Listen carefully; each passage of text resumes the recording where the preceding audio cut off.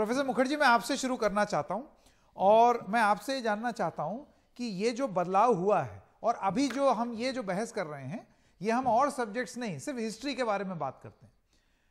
मैं मानता हूं आपने बहुत बारीकी से देख लिया होगा कि क्या क्या चीजें हटी हैं, छटी।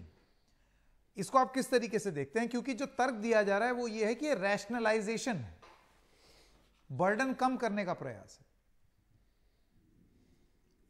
देखिए, जो एनसीईआरटी के डायरेक्टर ने कहा काश वो सच होता, परंतु अगर आप ये इसका पैटर्न देखें कि क्या हटाया जा रहा है और क्यों हटाया जा रहा है, क्यों सिर्फ मुगल पीरियड हट रहा है, क्यों डेमोक्रेसी, पीस, एनवायरनमेंट, ये सारे क्यों हटाए जा रहे हैं, तो आपको एक पैटर्न दिखेगा। और कोई नई बात नहीं, इसकी क्रोनोलॉजी काफ़ी पुरानी है।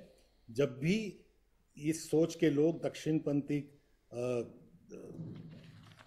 सांप्रदायिकतावाद, हिंदू सांप्रदायिकतावाद को फैलाने वाले लोग जब भी पावर के पास आए हैं, तभी भी उन्होंने कोशिश किया है कि हिस्ट्री में कुछ चेंजेस लाई जाएं।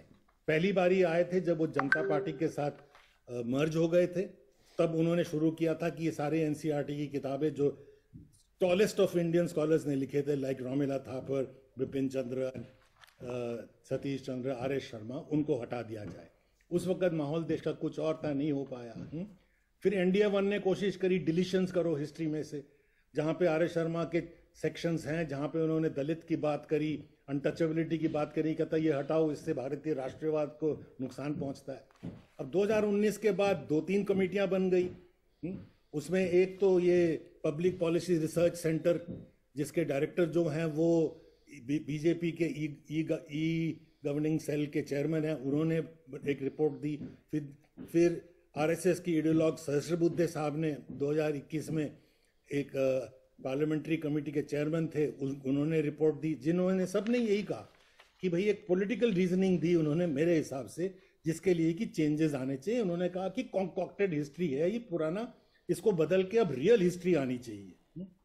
और अगर आप जब देखें, जब ये चेंजेस आई तो उसके नतीजे में क्या, ये चेंजेस तो पहले, अब तो यूपी सरकार ने की है, ये 2022 में चेंजेस आई थी जो एनसीईआरटी के इन्होंने किया था। आते ही आपको क्या क्या क्या रिस्पॉन्सेज मिलते हैं, मैं आपको 2-3 रिस्पॉन्सेज बता दूं।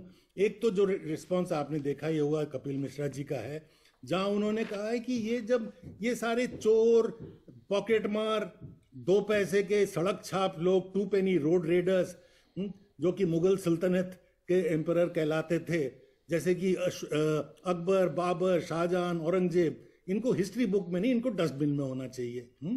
तो ये एक क्लियर थिंकिंग है इसके पीछे, ये एक्सीडेंटल नहीं है कि चलिए लोड ज़्यादा हो रहा है तो कुछ कम कर देते हैं।